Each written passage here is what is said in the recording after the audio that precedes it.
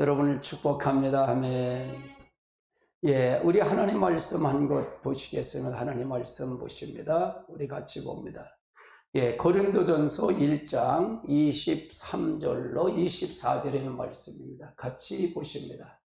우리는 십자가에 못 박힌 예수를 전하니 유대인에게는 꺼리끼는 것이요 이방인에게는 미련한 것이로되 오직 부르심을 받은 자들에겐 유대인이나 헬라인이나 그리스도는 하나님의 능력이요 하나님의 지혜니라. 아멘. 할렐루야. 오늘 교제신앙 체계의 네 번째 시간 율법주의의 본질이 뭐냐? 율법주의의 본질이 뭐냐? 우리 한번 율법주의의 본질을 한번 살펴보려고 합니다. 그리스도의 교회는 그리스도의 복음 위에 세워져야 합니다. 세워져야 한다는 얘기. 그럴 때 그곳에 하나님의 놀라운 은혜와 하나님의 능력이 함께 하시죠. 왜냐하면 십자가의 복음에는 하나님의 놀라운 능력이 있기 때문에 그렇다는 것입니다. 능력이 있습니다. 우리 같이 봅니다. 우리는 십자가에 못 박히신 그리스도를 전하니 유대인에게는 꺼리끼는 것이요 이방인에게는 미련한 것이로되 오직 부르심을 받는 자들에게는 유대인이나 헬라인이나 그리스도는 하나님의 능력이요 하나님의 지혜니라. 즉 이 말은 무슨 얘기냐? 반면에 우리의 신앙은 그리스도의 십자가의 복음 위에 세워지지 않으면 우리는 어떠한 하나님의 참다운 우리가 은혜도 기대할 수 없다는 얘기입니다. 매우 그럴듯한 신앙의 모형을 갖출지는 모르지만 그곳에는 진정한 성령님이 이제 임재나 통제할 수 없다는 얘기죠. 따라서 당연히 신앙의 열매는 맺을 수 없다는 얘기입니다. 그런데 십자가의 복음 위에 개인이나 교회가 세워지기 위해서는 우리가 가장 먼저 해야 할 일은 율법주의를 분별하여 그것을 우리의 삶에 철두철미하게 버려야 한다는 것입니다. 버려야 한다는 얘기죠. 왜냐하면 율법주의의 신앙은 복음의 모조품이기 때문에 그렇다는 얘기죠. 복음의 가장 큰 대적이기 때문에 율법주의를 폐쇄해야 된다 그 말이죠. 율법주의는 사실 십자가의 복음에서 우리가 떨어뜨리게 하는 사단의 계략입니다. 그리고 율법주의 신앙에 빠지게 되면 우리는 하나님의 은혜를 떨어지게 되고 그리스도의 십자가가 우리와 상관이 없게 된다는 얘기입니다. 그래서 율법주의 신앙은 그만큼 무섭다는 얘기입니다. 율법주의는 거짓 신앙 체계의 핵심의 축입니다. 거짓 신앙 체계의 축이다 그 말입니다. 거짓의 축이다. 그것이 마치 정교하게 제작된 위조 지폐처럼 참다운 복음과 매우 유사하다는 얘기입니다. 유사하다. 그러므로 우리는 그것을 주의 깊게 살펴봐야 합니다. 오늘날 우리나라의 상황에서는 매우 더욱 그렇습니다. 우리는 매우 그렇다는 얘기죠. 왜냐하면 우리 주의 신앙에 대한 율법적인 12번째 등의 이해가 매우 널리 퍼져 있기 때문에 그렇다는 얘기예요. 율법주의가 너무 많이 퍼져 있기 때문에 그렇다는 얘기입니다. 그러면은 첫 번째로 율법주의는 어디에 속하냐? 육신을 의지하는 것입니다. 육신을 의지한다는 얘기입니다. 율법주의는 한마디로 말하면 육신을 의지하는 것입니다. 율법주의는 성경적인 용어를 말하면 즉 행함으로 말미암아 의를 의지하는 것입니다. 행함으로 말미암아 의를 의지하는 것이죠. 그래서 율법주의는 잭 디오 박사는 이렇게 말합니다. 예수님 자신보다 예수님에 대한 헌신을 신뢰하고 있다는 얘기입니다. 마음의 상태보다는 외부적인 복종을 강조하고, 그러니까 인격적인 성령님보다 주제와 규칙을 신뢰한다는 얘기입니다.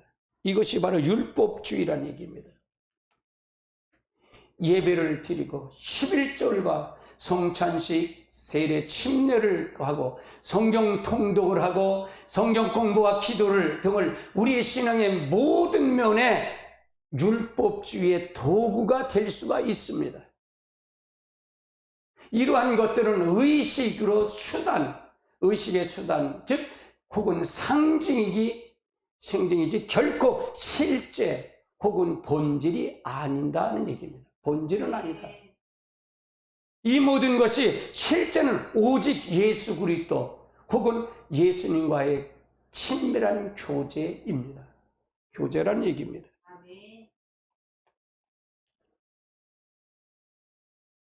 그래서 우리가 골로새서를 한번 보십니다. 골로새서 2장 16절서부터 17절을 한번 같이 봅니다. 그러므로 먹고 마시는 것과 절기에 초하루나 안식이나 이유로 누구든지 너희를 비판하지 못하게 하라. 이것들은 장래일의 그림자야. 몸은 그리스도의 것이다. 즉 이것은 뭐냐, 안식이나 초하루, 절기나 안식일을 이걸 통해서 하는 것은 장래 그리스도가 오는, 우리 몸 안에 그리스도가 오는 것이다 그 말이에요. 그것의 그림자이다 그 말이죠. 그래서 17절은 이것들이 무엇입니까? 그림자라는 얘기예요. 이것들은 성경이 비유하려고 본체는 즉 누구냐? 예수 그리스도입니다. 예수 그리스도다. 본체는 예수 그리스도다.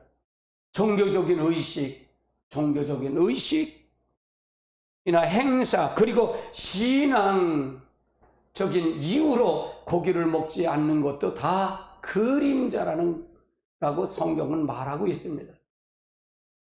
그리고 본체는 예수 그리스도입니다. 예수 그리스도. 본체는 예수 그리스도다.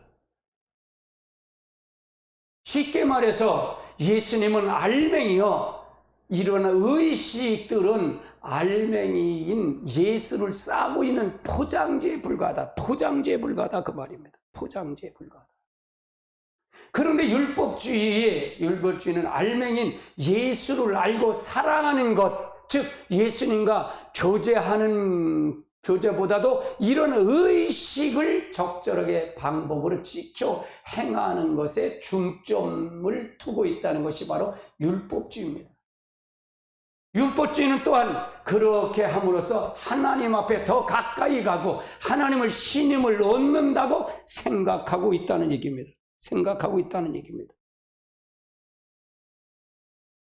두 번째를 한번 보십니다. 두 번째는 에레미야 시대에 이스라엘 백성들의 예를 한번 살펴보자고요. 에레미야서 7장 12절로 15절에 있는 말씀입니다.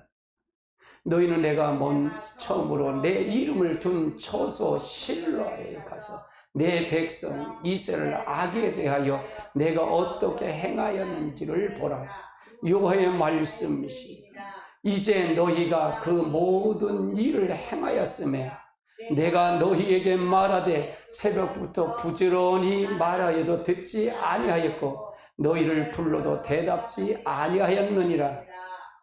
그러므로 내가 실로에 행한 것 같이 너희로 내 이름으로 일컫는 바 이 집을 너희와 너희 조상에 준 이곳을 행하였고 내가 너희의 모든 형제 곧 에브라임 온 자손을 쫓겨낸 것 같이 내 앞에서 너희를 쫓아내리라 하셨다 할지니라. 아멘. 하나님은 그 당시 이스라엘 백성에게 무엇을 하고 말씀하고 있느냐? 14절입니다. 그러므로 내가 실로에 행한 것을 너희가 신뢰하지 않고 내 이름을 일컫는 이 집국 조상이 준 것을 이곳에 행했다. 하나님의 이스라엘 백성 무엇을 행했냐? 두 번째는 그 결과는 어떻게 됐을까요? 하나님은 어떻게 하셨는가 말씀하셨어요. 또 그것을 통해서 하나님의 믿는 것이 아니라 성전을 믿는다고 생각했을까요? 당신은 교회를 믿습니까? 아니면 하나님을 믿습니까? 하나님은 그것들을 하나님 믿는 것이 아니라 성전을 믿는다고 말씀한 겁니다. 에레미 시대에 에레미야 선지자에게 말한 것이. 결과는 그 결과가 어떻게 됐습니까? 그 결과는 하나님이 엘리 제사장 때 실로에 있었던 장막이 무너지고 언약을 뺏기고 이스라엘 백성이 크게 살육을 당했습니다. 당했다는 얘기입니다. 예루살렘 성자가 이스라엘에 그러한 일이 일어나게 하실 것이라고 말씀하고 있었는데 그들은 알지 못했다는 얘기죠. 이것은 전형적인 율법주의의 모습입니다. 그런데 문제는 오늘날 자신이 하나님을 믿는 것이 아니라 교회를 믿는다는, 혹 예배를 믿는다고 생각하는 사람은 아무도 없을 것입니다. 교회를 믿는다고, 예배를 믿는다고 하지는 않을 것입니다. 하나님을 믿는다고 할 것입니다. 당연히 그들에게는 자신이 성전이 아니라 하나님을 믿는다고 생각할 것입니다. 우리는 이 점에 이해가 엘리 제사장 시대에 거슬려 올라가 봐야 됩니다. 그 시대 엘리 제사장부터 하나님을 떠났다고 말합니다. 2장 30절 보십시오. 그러므로 이스라엘 하나님 나 여호와가 말하노라. 내가 전에 내 집과 내 조상의 집을 영원히 행하리라 하였으나 이제 나 여호와가 말하노라. 결단코 그러지 아니하리라. 나를 존중히 여기는 자를 내가 존중히 여기고 나를 멸시하는 자를 내가 경멸하리라. 엘리 제사장은 하나님을 떠났다. 그 시대는 하나님을 떠났다는 얘기죠. 그러면 그의 아들 엘리 제사장의 아들들은 어떻게 하냐? 그 제사장들은 하나님을 알지 못했다는 얘기입니다. 12절 보십시다. 엘리 아들 행실이 나빠 여호와를 알지 못하였더라. 그들이 하나님을 몰랐다고 말이에요. 몰랐다는 얘기죠. 물론 많은 제사를 하나님께 드렸습니다. 많은 제사를 하나님께 드렸어요. 2장 13절로 14절을 같이 봅니다. 그 제사장들이 백성에게 행하는 관습이 이러하니라. 곧 어떤 사람이 제사를 드리고 그 고기를 삶을 때에 제사장 사원이 손에 새 살고리를 가지고 와서 그것을 냄비나 솥이나 큰 솥이나 가마에 찔러 넣고 갈고리를 걸어 넣고 제사장이 자기 것으로 가져가래. 실로에서 그곳에 온 이스라엘 사람들이 이와 같이 할 뿐 아니라. 그러니까 그들은 뭐냐? 제사들은 하나님 앞에 많은 걸 드렸다 그 말이에요. 드렸지만 결국은 그들은 하나님 앞에 올절히 하지 못했다는 얘기죠. 이런 상황에서 그들은 블레셋과 전쟁에 크게 패했다는 얘기입니다. 4장 2절, 사무엘상 4장 2절을 보십시다. 블레셋 사람들이 이스라엘에 대하여 전열을 벌하십니다. 이 둘이 싸우다가 이스라엘이 블레셋 사람들 앞에서 패하여 그들에게 전쟁에서 죽음을 당한 군사가 4,000명가량. 분명히 전쟁에 패했다는 얘기입니다. 제사도 드렸고 예물도 드렸지만 그들은 하나님 앞에 패했다는 얘기죠. 왜 그럴까요? 니시의 하나님, 여호와의 니시의 하나님, 승리하신 하나님, 이 하나님께서 그들과 함께 하지 않았기 때문에 그들은 패한 것은 당연한 결과다. 하나님 당연하다. 예배 드렸어요. 예물 잘 드렸어요. 그러나 그들은 전쟁에서 패했다 그 말이에요. 하나님이 함께 해드는 패했을까? 그러자 그들은 언약궤를 전쟁터에 가지고 나갔다는 얘기입니다. 4장 3절 보십시다. 백성이 진영을 들어오면 이스라엘 장로들이 이르되 여호와께서 오늘 블레셋 사람들 앞에서 패하고 하셨는고 여호와의 언약궤로 실로에서 우리에게서 가져다가 우리 중에 있게 하여 그들을 우리의 원수의 손들에서 구원하게 하자 하시니 언약궤를 전장터에 가지고 오겠다는 얘기입니다. 언약궤를 가지고 오겠다 그 말입니다. 근데 언약궤를 전장에 도착하면 이스라엘이 이기겠다고 큰 함성을 질렀죠. 큰 함성을 질렀어요. 얼마나 큰 함성을 질렀는지, 얼마나 큰 함성을 질렀는지 땅이 울릴 정도였다 그 말입니다. 사무엘상 4장 5절을 한번 보십시다. 여호와의 언약궤가 진영에 들어올 때에 온 이스라엘 큰 소리로 외쳐 땅에 울린지라. 얼마나 좋겠어요. 하나님, 우리가 이제 전쟁에서 4,000명이 죽었으니까 이제 분명히 우리는 이길 것이다, 언약궤가 가지면 이길 거라고 생각했던 거죠. 왜 그랬을까요? 그들은 언약궤 앞에서 요단강 옆에 섰을 때, 여호수아가 섰을 때 요단강이 갈라졌죠. 언약궤 앞에서 여리고성이 무너진 것도 성경의 역사를 통해서 보았고 들었다는 얘기입니다. 그들은 언약궤 앞에서 요단강에 섰을 때 바로 무너진 걸 봤다는 얘기죠. 한번 같이 볼까요? 6장 6절이요. 눈의 아들 여호수아 제사장들을 불러 그들에게 이르되 너희는 언약궤를 메고 제사장 7 발을 잡고 여호와 앞에 궤를 앞에 나가라 하고, 그러니까 여리고성을 할 때 하루에 한 바퀴씩 돌고 7일 때는 7바퀴를 돌았다는 언약궤를 메고 갔는데, 그래서 무너졌다는 얘기입니다. 무너졌다. 그러나 여기서 보세요. 그들 엘리 제사장 때는 언약궤를 가지고 나갔는데도 패했다 그 말이에요. 패했는데 왜 패했을까? 그때 상황은 다르다 그 말이에요. 여호수아의 시대는 단순히 언약궤를 앞세워서 나가기 때문에 그러한 일이 일어난 것이 아니라는 얘기입니다. 여호수아가 하나님과 친밀한 교제 가운데 거하면서 하나님의 명령에 따라서 그렇게 순종했기 때문에 하나님이 역사하셔서 그런 일이 일어났다는 얘기입니다. 일어났다는 얘기예요. 그런데 엘리 제사장 시대는 제사장으로부터 이스라엘 백성이 하나님의 관점에서 하나님을 떠나 있으면서 하나님께 돌아올 생각을 하지 않고 단순히 언약궤를 가지고 나가서 전쟁에서 승리할 줄 알았다는 얘기입니다. 그 결국은 어떻게 될까요? 그들 자신이 하나님을 믿었다고 생각할지 모르지만 실제는 언약궤를 믿은 것입니다. 언약궤를 믿었다는 얘기입니다. 아멘. 하나님을 믿은 게 아니라 언약궤를 믿었다는 얘기죠. 당연히 그들에게 패해서 엘리 두 아들과 포함해 3,000명이 죽고 언약궤는 뺏겨버렸다는 얘기입니다. 사무엘상 4장 10절 11절 한번 보십시다.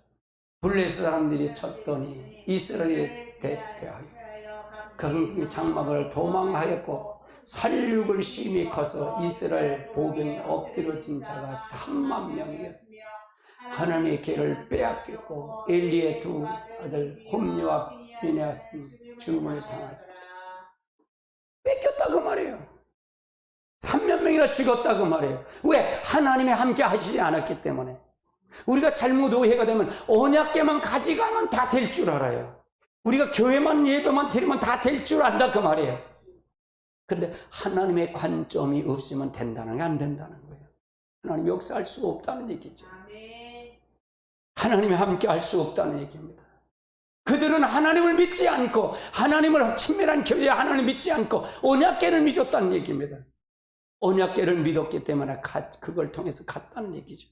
하나님께서는 반드시 역사했다는 얘기입니다. 그 소식을 들은 엘리도 뒤로 넘어져서 목이 부러져 죽었다는 얘기죠. 18절 읽어봅시다. 하나님의 계를 말할 때 엘리가 제 의자의 뒤로 넘어져 문 곁에 목이 부러져 죽으니 나이가 많고 비대한 까닭 그가 이스라엘 사자가 된 지 40년. 그러니까 하나님의 관점에서 벗어나면 안 된다 그 말이에요. 이들이 철두철미한 율법주의에 빠진 자들이다 그 말이에요. 율법주의대. 그들은 육신을 의지하고 율법주의 신앙을 가지고 있었기 때문에 그것이 하나님 앞에서는 아무런 의미가 없다. 하나님 앞에 간 것이 아니라 그들은 율법, 언약궤를 의지했기 때문에, 하나님을 의지한 게 언약궤를 의지했기 때문에 그들은 하나님 앞에 아무런 소용이 없다는 얘기입니다. 아무런 소용이 없다 그 말이에요. 오늘날도 마찬가지입니다. 오늘날도 백성들이 자기를 당연히 하나님을 믿는다고 생각합니다. 그러나 만일 그들이 하나님과 친밀한 교제 가운데 거하지 않고 명령에 따라 순종하는 삶을 살지 않으면서 주일 예배를 드리기 때문에 하나님의 복 주신다고 그것을 도와줄 거라고 생각한다면 그것은 실제로 하나님 믿는 것이 아니라 예배를 믿는 것입니다. 예배를 믿는다 그 말입니다. 예배를 믿을 때는 하나님이 역사할 수가 없다 그 말입니다. 하나님과 교제하는 여러분 되셔야 됩니다. 아멘. 세 번째는 의식을 남용하는 목회자들 한번 살펴보자고요. 의식을. 율법주의에는 엘리 시대가 그랬던 것처럼 의식을 남용해서 오늘날도 마찬가지입니다. 사람들이 매월 첫 주에 목사님 모시다가 예배를 드립니다. 한 달에 시작하면 첫날 목사님이 축복 기도를 해주면 모든 걸 잘 될 거라고 생각했기 때문에 그렇게 합니다. 물론 그 자체가 잘못된 건 아닙니다. 하나하나가 귀한 수 있습니다. 그러나 우리가 더 중요한 건 신앙의 본질입니다. 우리가 진실로 주님을 알고 우리 모든 것을 주님을 사랑할 때 그리고 우리가 하나님의 인도하심에 믿음으로 순종할 때 매월 첫날 목사님을 초청해 예배를 드리건 안 드리건 상관없이 하나님의 놀라운 인도와 임재를 경험할 수 있을 것입니다. 그리고 목회자가 비는 축복도 하나님의 인도에 따라 되어질 때만이 비로소 의미가 있다는 얘기입니다. 의미가 있다. 어차피 복을 주시는 분은 누구냐? 하나님이십니다. 그런데 대부분 사람들은 신앙의 본질 가운데 행하지 않으면서 그것을 사업과 삶이 세상 사람과 똑같이 하면서 그저 목회자를 초청해서 축복 기도를 받으면 일이 잘 된다고 생각할 수가 있죠. 그렇게 하고 할 수 있죠.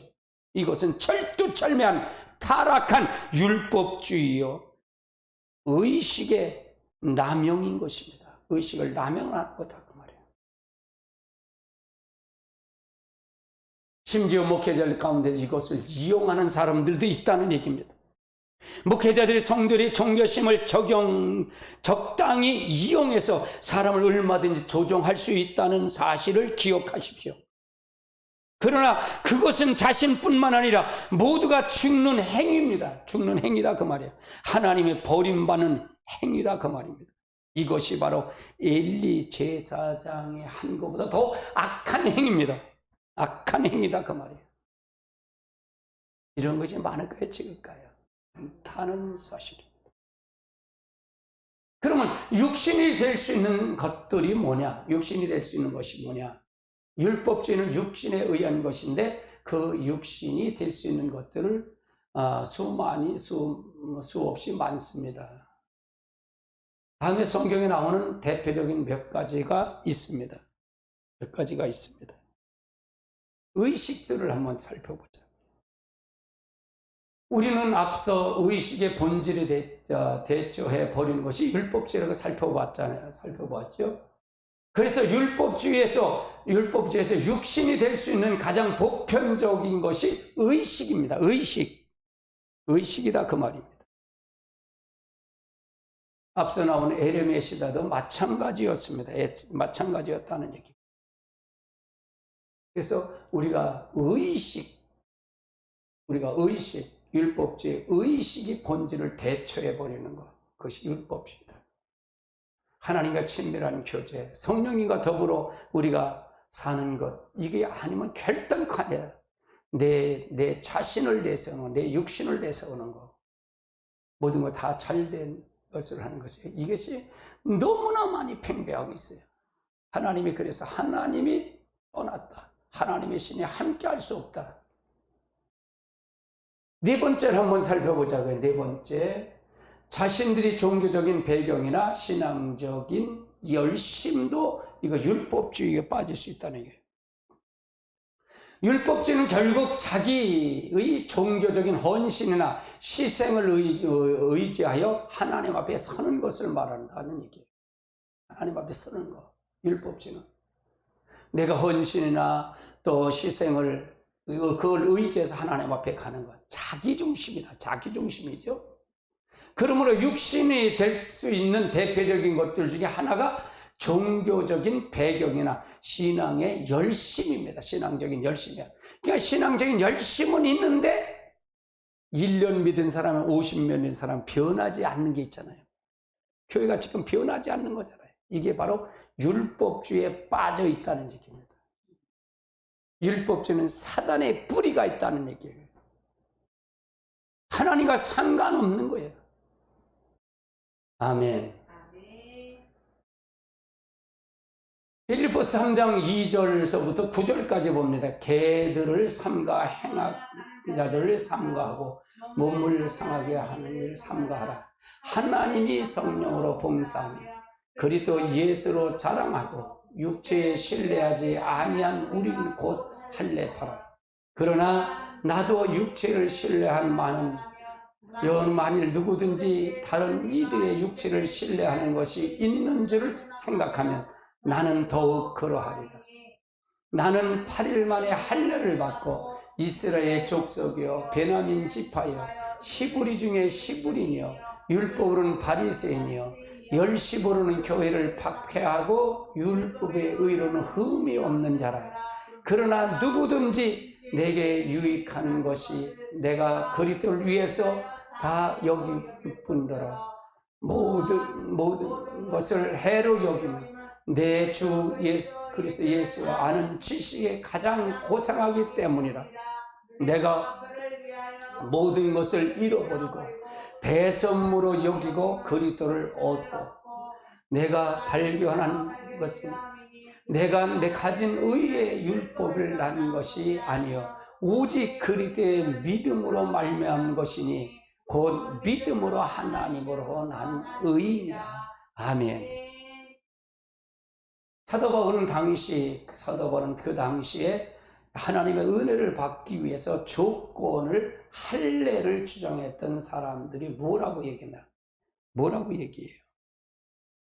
그들을 가리켜 개들이다, 행악자리다 그렇게 얘기해요. 그래도 그들을 가리켜 뭐라 그럽니다? 손할례당이라고 얘기하죠.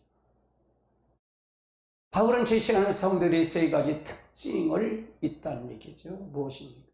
사도 바울이 화려한 종교적인 배경의 과거 신앙적인 열심에 나열하면서 그가 무엇이라고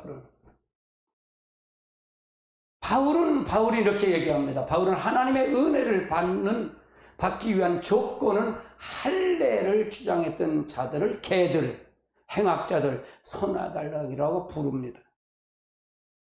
그래서 그들은 할례와 같은 종교적인 의식을 의지하는 하나님 앞에 서는 자들이기 때문입니다.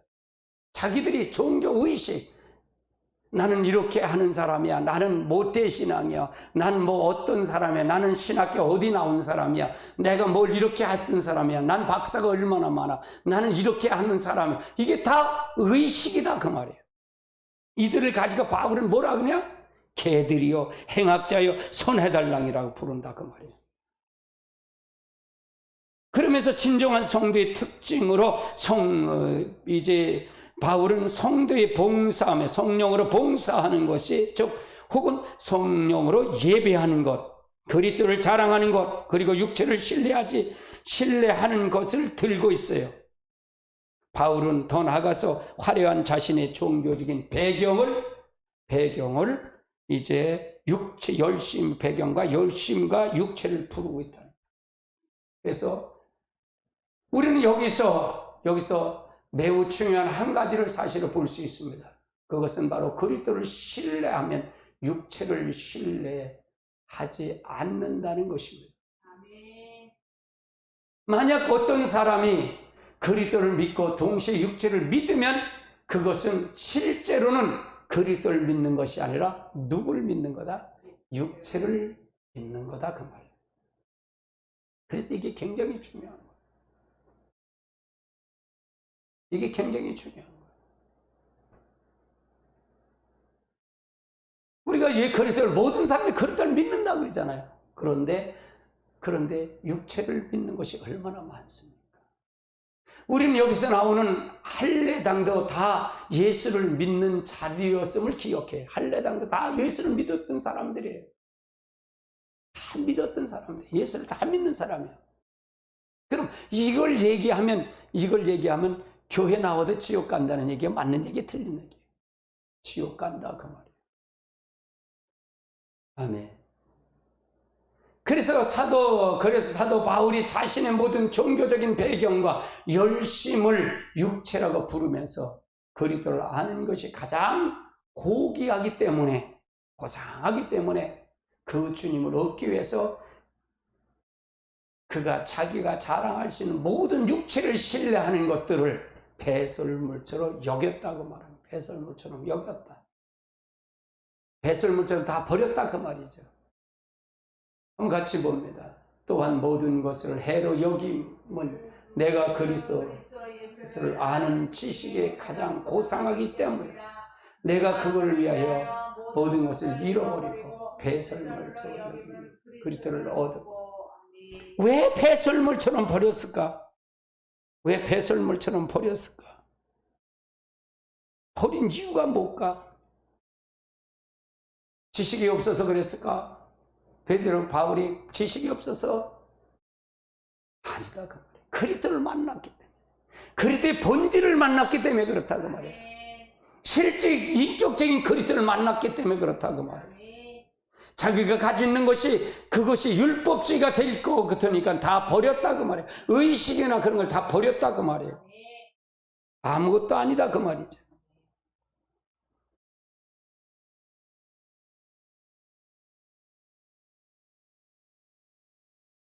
우리도 마찬가지입니다. 우리도 사도 바울이 육체를 신뢰하는 것을 배설물처럼 여길 때야 비로소 오직 주님을 신뢰가 된다. 바울처럼 우리가 배설물처럼 버렸을 때 우리가 주님을 신뢰하게 된다 그 말이죠. 우리가 하나님의 앞에 어떻게 갈 것인가? 어떻게 갈 것인가? 우리가 잘 알고 가야 됩니다. 잘 알고 가야 됩니다. 잘 알고 가야 됩니다. 여기서 볼 수 있는 것, 자기가 사도 바울이 여기서 있는 거 신뢰하고 라는 말과 자랑하는 말은 상호 교환적으로 사용하고 있죠. 그래서 만약 우리가 아무리 우리가 그리스도를 신뢰할 말할지 몰라도 그리스도 외에 다른 것을 하면, 자부심이 있으면 우리는 실제로 그리스도를 의지하는 것은 아닙니다. 우리는 그리스도를 의지하는 것이 아니다. 우리는 그것이 바로 우리가 섬기는 우상이 됩니다. 내 자신의 우상이 된다 그 말이죠. 아멘. 그러니까 우리가 사단이 얼마나 견고한지 몰라요. 사단이 얼마나 견고한지 모릅니다. 사단이 얼마나 견고한지 몰라요. 빈틈없이 우리가 오직 성령이 아니면 결단코 될 수 없어요. 결단코 될 수 없습니다. 결단코 될 수 없어요. 당신과 당신의 교회가 자부심을 갖고 있는 것이 무엇인지 한번 탁월을 하십시오. 그리고 그렇게 볼 때 당신과 당신의 교회의 신앙 상태를 어떠한지 우리 한번 살펴보라는 얘기입니다. 어떠한 건지 살펴보자. 우리가 여기 다 빠져 있지 않아요.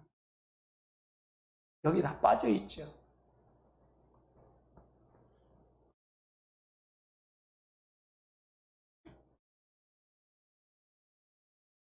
다섯 번째 한번 보시도록. 다섯 번째, 성경적인 지식 역시도 율법주의에 빠질 수가 있습니다.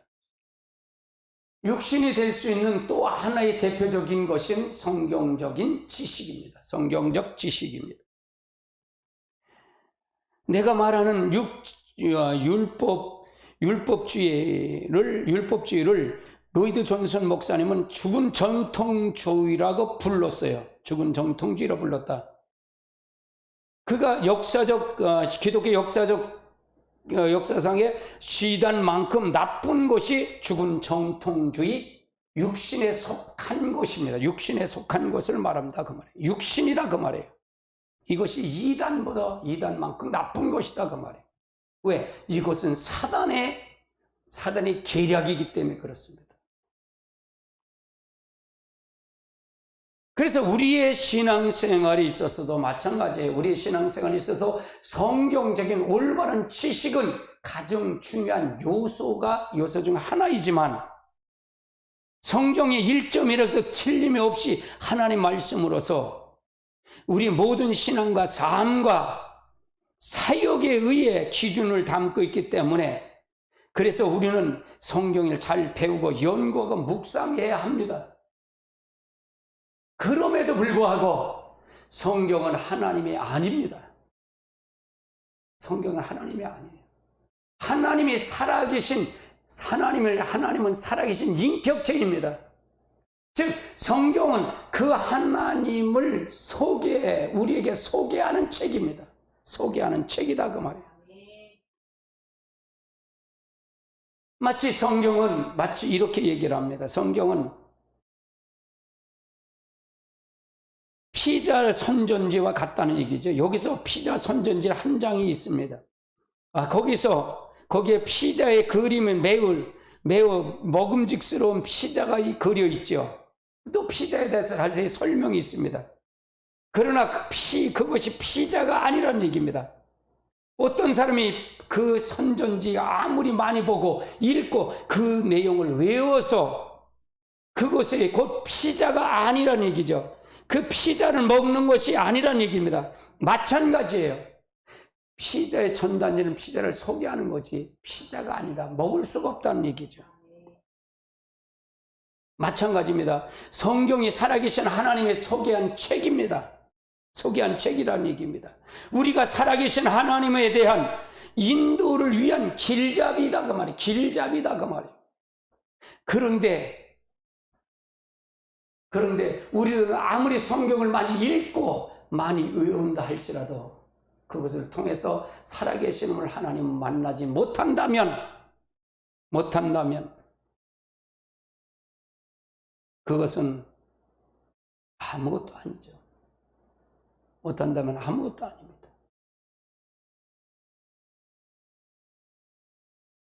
어떤 사람이 그렇습니다. 어떤 사람이 성경 공부를 통해서 성경의 본체신 예수 그리스도를 더욱 알고 그분을 더욱 사랑하기를 힘쓰는 것보다 성경 공부를 하는 그 자체가 중요하다고 생각하다면 또한 자신이 성경을 다른 사람보다 더 많이 알기 때문에 하나님을 더 많이 안다고 생각한다면 또한 하나님의 큰 은혜를 받은 만한 자격이 있다고 생각한다면 그건 철저한 타락한 율법주의 신앙입니다. 즉 그들은 바리새인이라는 바리새인들의 이에 대한 가장 중요한 좋은 예다 그 말이에요. 여러분 성경 공부를 많이 알고 성경을 많이 아는 게 하나님을 아는 게 아니라 그거에 의지하고 그걸 자랑하면 그 사람은 철두철면 율법주의자다. 성경을 아는 것과 하나님을 아는 건 다르다 그 말이에요. 지식으로 아는 것과 하나님 실질적으로 인격적으로 만나는 건 다르다 그 말이에요. 아멘. 철두철미하게 폐지하고 가야 된다 그 말입니다. 여섯 번째를 보십시다. 여섯 번째, 성령의 은사, 사회적인 영향력, 세상적인 축복 등 하나님께서 은혜를 주신 것들도 이것이 잘못되면 율법주의에 빠질 수 있다는 얘기입니다. 심지어 하나님께서 은혜로 우리에게 주신 소중한 것들도 우리가 의지하는 육신이 될 수가 있다는 얘기입니다. 육신이 될 수가 있다고 말입니다. 그만큼 율법주의는 교묘하게 우리에게 침투하고 있다는 얘기입니다. 침투하고 있다고 말이에요. 이에 대한 대표적인 예가 고린도 교회입니다. 고린도 교회. 고린도 전서의 교회들을 얘기하는 거죠. 고린도 교회는 모든 성령의 은사가 부족함이 없이 나타났습니다. 교회입니다. 1장 7절을 한번 보십시다. 너희가 모든 은사를 부족함 없이 우리 주 예수 그리스도의 나타나심을 기다립니다. 이 고린도 교회는 철두철미 은사가 부족함이 나타났던 교회입니다. 교회입니다.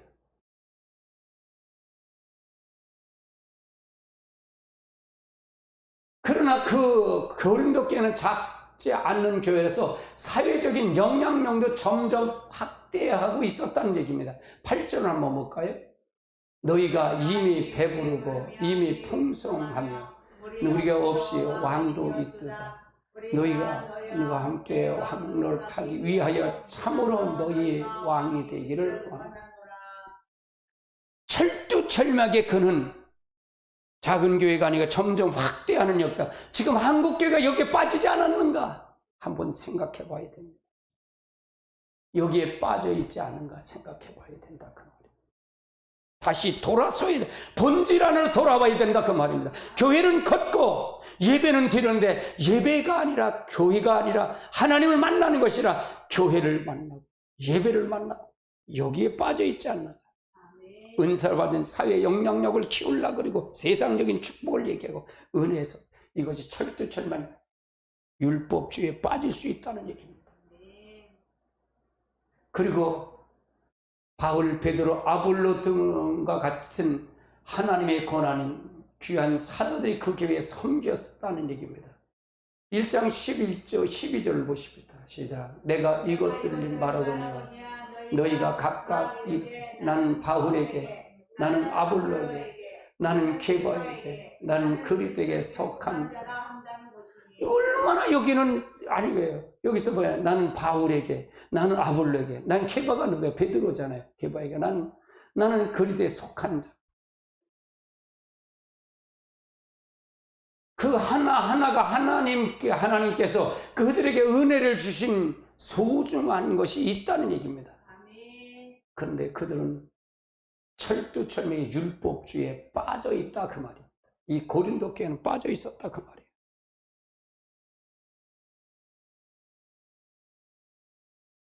그 하나하나가 소중한 거죠. 그런데 문제는 하나님께서 은혜를 주신 걸 이해해서 그들의 마음이 높여지고 자부심을 갖게 되고 그들이 자기를 자랑하는 게 되었다는 얘기. 그들이 자기를 자랑하게 됐다 그 말이에요.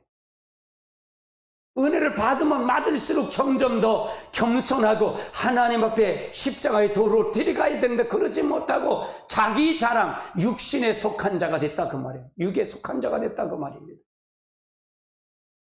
고린도전서 4장 6절 7절을 보십시다. 형제들아 내가 너희를 위하여 이 일을 나와 함께 아볼로들을 보냈으니 이는 너희로 하여금 기록된 말씀 밖에 넘어가지 말라 한 것이 너희가 배우고 서로 대적하여 교만한 마음을 가지게 말게 하라. 누가 너를 남들이 부끄러워하겠느냐. 너희가 받지 아니한 것이 무엇이냐. 내가 받았은즉 어찌하여 받지 아니한 것을 자랑하냐. 그러니까 그들을 대적하고 교만의 마음은 높을 때 높아지고 나는 저 사람보다 낫다는 얘기죠. 나는 이렇게 은혜를 받았다는 얘기죠. 교만하고 하나님 주신 것에 행복하면 더 감사해요. 자기가 주신 거에 자기가 한 걸까요? 은사가 주면 자기가 한 걸까요? 하나님이 하시는 일이지. 내가 하는 것이잖아. 그래서 제가 그러잖아요. 은혜를 여기 은사는 다 받는다 그러잖아요. 제가 다 받는데 나요라는 말만 빼라 그러잖아요. 나요라는 말만 빼라. 하나님 다 받는다 그 말이에요. 근데 나요라는 말만 빼라. 내가 했다는 말만 빼라. 그러면 하나님께서 역사하신다 그 말이에요. 아멘.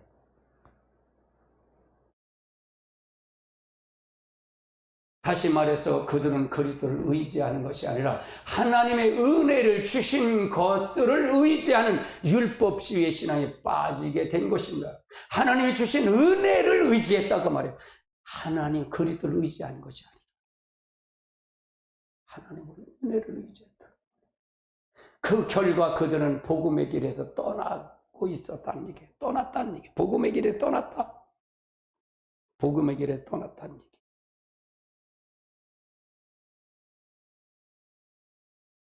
십자가의 복음은 예수님의 못 박힌 예수 그리스도이고, 예수 그리스도라는 얘기죠. 한번 같이 보십시다. 1장 23절. 우리는 십자가에 못 박히신 그리스도를 전하며 유대인은 꼬리 끼는 것이요 이방인은 머리를 그리스도가 우리를 의지하는 의, 우리를 의지하는 유일한 의와 거룩함과 지혜와 능력이 되는 삶이 바로 복음의 삶입니다. 복음의 삶. 내가 잘난 것이 아니라 그리스도를 통해서 결국은 나는 이건 결국은 뭐냐, 그리스도 안으로 우리를 집어넣기를 원하는 거야. 들어가기를 원한다는 얘기야. 우리 스스로 구원받을 수 있다 없다? 절대로 없다 그 말이에요. 근데 내 육신의 의가 나타나는 것이 율법주의라고 했잖아요. 고린도전서 1장 30절 31절까지 보십니다. 같이 봅니다. 시작. 너희는 하나님으로부터 나서 그리스도 예수 안에 있고 예수는 하나님으로 나와서 우리의 지혜와 의로움과 거룩함을 구원을 되셨으니 기록된 바 자랑은 주 안에서 자랑하라 함과 같아야 함이라. 그래서 다시 말해서 뭘까? 여기서 다시 말해서 그들은 그리스도를 의지한 것이 아니라 하나님의 의를 의지했고 하나님 앞에 갔다는 얘기죠. 예. 그들은 그 복음의 자체를 떠나 있었다는 얘기입니다. 떠나 있었다. 1장 24절 29절까지 보십시다. 시작. 오직 부르심을 받은 자들에게는 유대인이나 헬라에게나 그리스도는 하나님의 능력이요 하나님의 지혜입니다. 하나님의 어리석음이 사람보다 지혜롭고 하나님의 약함이 사람보다 강하니라. 하는 자들아 너희가 부르심을 보라. 육체에 따라 지혜로운 자가 많지 아니하며 능한 자가 많지 아니하며 문벌이 좋은 자가 많지 아니하며 그러나 하나님이 세상에 미련한 것들을 택하사 지혜 있는 자들을 부끄럽게 하시겠고 세상에 악한 자를 택하사 강한 자를 부끄럽게 하시며 하나님께서 세상에 천한 것들과 멸시받는 것 없는 것들을 택하사 있는 것들을 패하게 하시며 이는 아무 육체도 하나님 앞에 자랑치 못하게 하려 하시며 그러니까 하나님이 하시는 일이다 그 말이야. 하나님이 하시는 일이다. 네가 나타날 게 없다 그 말이야. 네가 나타날 게 없다 그 말이야. 4장 7절도 한번 보십시다. 누가 너를 남달리 구별하였느냐? 내가 그 중에서 받은 아니한 것이 무엇이냐? 내가 받았은즉 어찌하여 받지 아니한 것을 자랑하느냐? 자랑한다. 그리고 그들의 삶 가운데 육체의 열매를 가득했다. 육체의 열매가 가득했다 그 말이죠. 고린도전서 3장 1절로 3절까지 보십시다. 형제들아 내가 신령한 자에 대함같이 너희에게 말할 수 없어서 육신에 속한 자 곧 그리스도 안에서 우리 나이에 대함과 같이 하느라. 내가 너희를 젖으로 먹이고 밥으로 아니하느니 이는 너희가 감당하지 못하였음이니와 지금도 못하리라. 너희는 아직 육신에 속한 자로되 너희가 가운데 시기와 분쟁이 있으니 어찌 육신에 속하여 사람을 따라 행하지 아니하리요. 그들의 삶은 육체의 욕심에 육체의 열매에 가득했다. 고린도께 가득했다 그 말이죠. 그래서 사도 바울은 고린도 전서 1장부터 4장까지 그리고 고린도서 1장 4장까지 해서 십자가의 복음을 집중적으로 다루고 있어요. 집중적으로 다루고 있다 그 말이에요. 집중적으로 다루고 있다는 얘기. 우리의 신앙이 어떠한 율법주의를 변질될 때 우리는 하나님과 올바른 관계보다는 교리를 더 중요시 여긴다 그 말입니다. 지금 다 그렇지 않나요? 다 그렇죠. 지금 이 교리에 중요시 여기죠. 또한 우리는 신앙의 일정한 규칙을 잘 지키는 것으로 전락해 버렸으며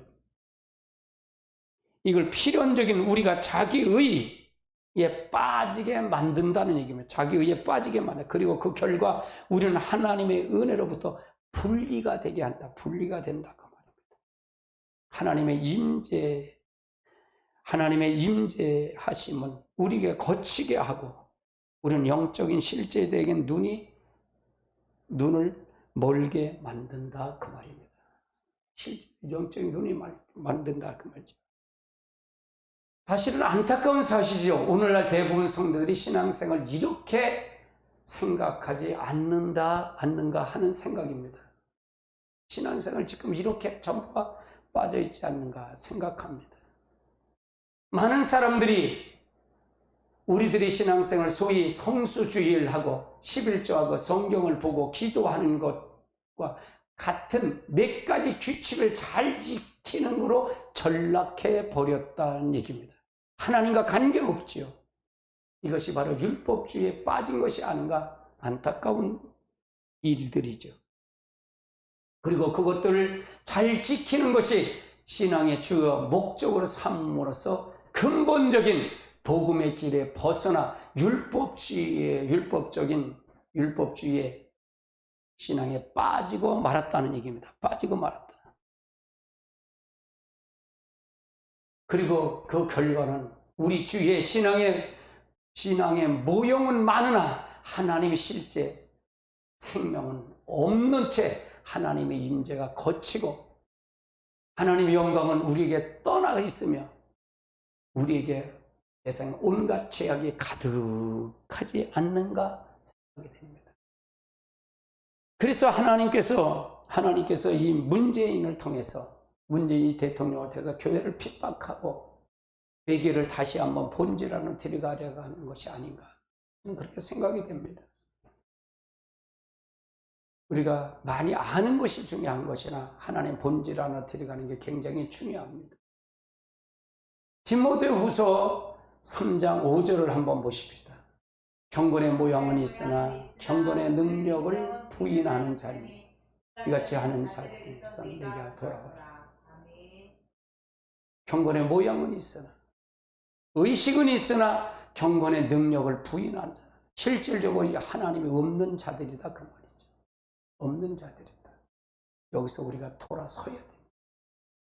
그래서 반드시 바로 가야 된다 그 말이에요. 여러분 율법주의의 본질을 잘 알아야 됩니다. 율법주의의 본질을 잘 알아야 됩니다. 그럼 이거의 요점을 보시면 첫 번째 율법주의의 본질은 한마디로 말해서 육신을 의지하는 것입니다. 육신을 의지하는 것이다 그 말이에요. 율법주의의 본질은 바로 율법주의의 육신을 의지하는 거다. 의식, 성경적인 지식, 종교적인 배경이나 신앙의 열심, 성령의 은사 등 우리가 신앙생활의 가장 중요한 모든 부분들도 다 육신이 될 수가 있습니다. 은사자들이 다 여기에 빠졌고요. 마태복음 7장 21절로 23절에 나더러 주여 주면 천국 가니까 내 뜻대로 하는 자가 천국 가는데 이 뜻이 뭐냐? 하나님 예수의 본질 하나 들어가는 겁니다. 내가 선지자를 못했는데 난 너를 모른다. 내가 귀신을 쫓았는데 넌 너를 몰라. 내 능력을 했는데 넌 모른다. 그 말. 본질 하나로. 율법주의에 빠지면 사람들은 의식을 남용하게 된다. 그 말이에요. 의식을 남용하게 된다. 율법주의에 빠지면 그것이 의식 자체로 예수 그리스도를 대신한다. 그 말이에요. 대신한다. 성경을 많이 본다. 우리가 의식을 많이 하면은 되는 걸로 알아요. 성경 공부 많이 하면 하나님 많이 아는 게 아니라 하나님과 멀어질 수도 있다 그 말이에요. 멀어질 수도. 그것이 자기 자랑이 된다. 육신이 된다면 아무 소용이 없다 그 말이에요. 네 번째는 육신을 의지하는 것 혹은 자랑하는 것이 배설물처럼 여겨질 때 비로소 주님만이 우리의 자랑과 의지가 된다 그 말이에요. 우리가 버려져야 된다 그 말이에요. 오직 주님만이 나와야 된다 그 말이에요. 딱 이 말씀을 쓰면 하나님 앞에 온전히 굴복이 된다 그 말입니다. 정확하게 굴복이 돼요. 우리가 거짓 신앙 체계의 첫 번이죠. 네 번째 율법주의 본질에 대해서 우리가 살펴봤어요.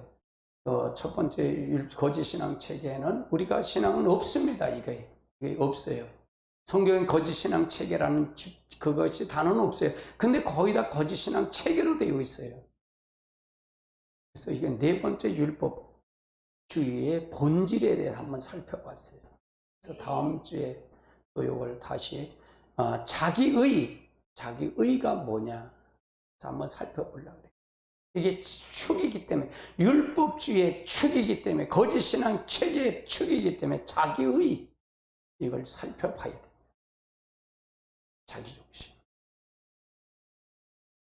그러니까 우리가 사단이 교묘하게 합니다. 교묘하게. 여러분 말씀을 들으라, 성령 받아라, 다 성경 읽어라. 근데 이 율법주의 본질에 보면 잘못된 게 있을까 없을 거예요. 나는 없어야 돼. 예수 그리스도의 십자가만 나타나야 된다. 할렐루야.